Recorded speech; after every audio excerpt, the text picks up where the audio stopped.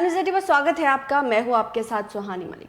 24 का चुनाव नजदीक है और इसको लेकर अब सभी पार्टियां अलग अलग जो वोट बैंक है उसे साधने की जो कवायद है उसमें लगे हैं और इन सब में सबसे ज्यादा महत्वपूर्ण जो भूमिका है वो निभा रहे हैं। जो बता दें कि सबसे ज्यादा महत्वपूर्ण भूमिका इसमें निभाई है दलितों ने।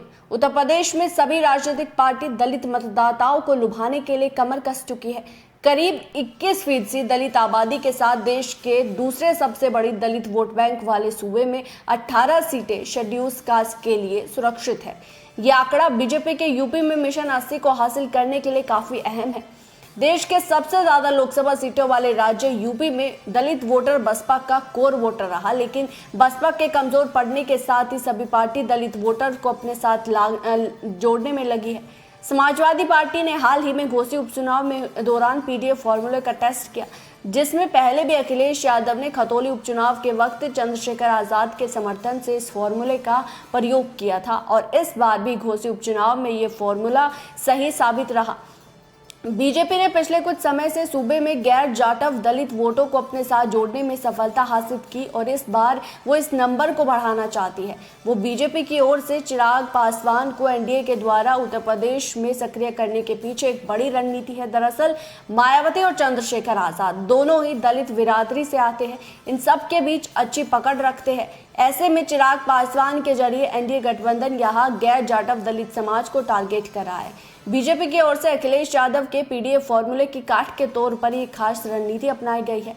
सपा को घोसी के उपचुनाव में दलित वोटर्स के जरिए मिली सफलता ने बीजेपी खेमे में टेंशन बढ़ा दी है, इसलिए अब बीजेपी भी अखिलेश यादव के पीडीएफ फॉर्मूले की काट चिराग के सहारे ढूंढ रही है। इसलिए कौशाम्बी की घटना के बाद बीजेपी ने सपा और कांग्रेस से पहले चिराग के नेतृत्व में अपना प्रतिनिधिमंडल भेजने का फैसला किया। यूपी में चिराग को सक्रिय करने की बीजेपी की रणनीति को एक और आंकड़े के जरिए समझा जा सकता है। बीते चुनावों में मायावती की जाटव वोट पर जो पकड़ है वो कमजोर होती चली गई। 2017 के विधानसभा चुनाव में करीब 87% जाटव वोट मिले थे, लेकिन बीते चुनाव में ये 65% तक पहुंच गया। राजनीतिक के जो विशेषज्ञ हैं वो बताते हैं कि मायावती को बीते चुनाव में मिले दलित जो वोट है वो 12% से भी करीब 8 या 9 पर आ चुका है, जिसमें समझा जा सकता है कि जाटव के अलावा दलित समाज के अन्य वोटर्स मायावती की सक्रियता कम होने के कारण बसपा का साथ छोड़ रहे हैं। इन्हीं वोटर्स को साधने के लिए बीजेपी रणनीति बना रही है। उत्तर प्रदेश में दलित समाज के अंदर गैर जाटव उपजातियों की संख्या 60 से ज्यादा है। बीजेपी की रणनीति है कि बसपा का साथ छोड़ने वाले इस वोटर्स को समय रहते साध लिया जाए, क्योंकि जयंत अखिलेश के साथ अब चंद्रशेखर भी आ गए हैं, जिसकी वजह से अब जो दलित है जो मायावती से छिटकते थे वो चंद्रशेखर का साथ ले सकते हैं और जिसका सीधा फायदा यहाँ 24 के चुनाव में जयंत अखिलेश को मिल सकता है। उत्तर प्रदेश के करीब 21% दलित वोटर्स में बीते विधानसभा में 12% दलित वोट मायावती की पार्टी बसपा को मिला।